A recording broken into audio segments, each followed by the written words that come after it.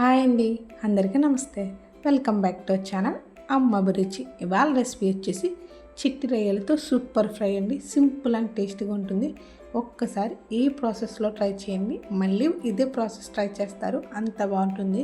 చాలా ఈజీగా కూడా ఉంటుందండి. పిల్లలకైతే చాలా బాగా నచ్చుతుంది. వీడియోలోకి వెళ్ళిపోదాం. ముందుగా పచ్చిరొయ్యలను అయితే శుభ్రంగా కడుక్కోండి. కొంచెం కల్లుప్పు వేసి బాగా కడుక్కున్న తర్వాత ఇందులోనే హాఫ్ స్పూన్ సాల్ట్, అలాగే హాఫ్ స్పూన్ పసుపును కూడా వేసేసుకోండి. వీటన్నిటిని పచ్చిరొయ్యలకైతే బాగా పట్టించుకోవాలండి.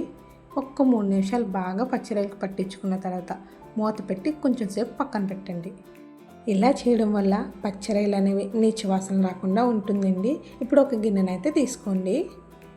అందులో ఆయిల్ని అయితే వేసుకోవాలి. ఆయిల్ అయితే ఎక్కువ అవసరం లేదండి, కొంచెం తక్కువ వేసుకోండి.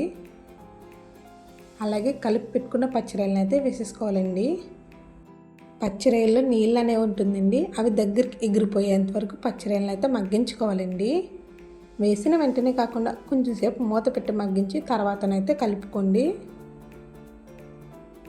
పచ్చిరొయ్యలు అనేవి త్వరగానే కుక్ అయిపోతాయండి. అలాగే ఆల్మోస్ట్ కుక్ అయిపోవాలి.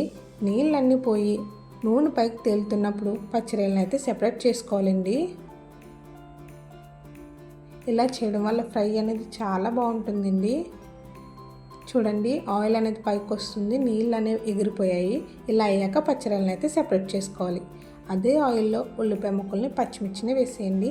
ఉల్లిపాయలు అనేవి చిన్న చిన్నవి కట్ చేసుకోండి, బాగుంటుంది. ఆయిల్ సరిపోకపోతే కొంచెం ఆయిల్ని అయితే యాడ్ చేసుకోండి. ఉల్లిపాయలు మగ్గేటప్పుడే కొంచెం కరివేపాకును కూడా వేసుకోండి, ఫ్లేవర్ బాగుంటుంది.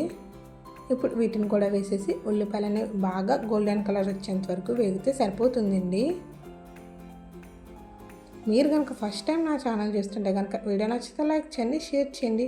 మన ఛానల్లో ఉన్న వీడియోస్ని కూడా చూసేయండి. మీ ఫ్రెండ్స్ అండ్ ఫ్యామిలీ మెంబర్స్కి షేర్ చేయండి.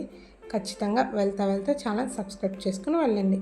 ఇందులోనే 1 స్పూన్ అల్లం వెల్లుల్లిపాయ పేస్ట్ని అయితే వేసుకోండి. అది పచ్చివాసన పోయేంత వరకు మగ్గించుకోవాలండి. అలాగే ముందుగా వేయించి పెట్టుకున్న పచ్చిరొయ్యల్ని మన స్పైసీకి తగ్గట్టు కారాన్ని వేసుకోండి. అలాగే రుచికి తగ్గట్టు సాల్ట్ కూడా వేసుకోండి. ఆల్రెడీ పచ్చిరొయ్యల్లో వేసాము కాబట్టి సాల్ట్ అనేది చూసుకొని వేసుకోండి.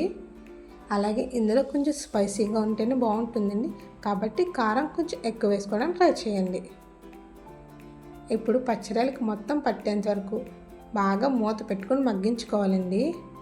ఇందులోనే 1 స్పూన్ గరం మసాలా పౌడర్ని కూడా వేసుకుని మొత్తం కలిపేసుకోండి. అలాగే సాల్ట్ సరిపోయిందో లేదో ఇప్పుడే చెక్ చేసుకోండి.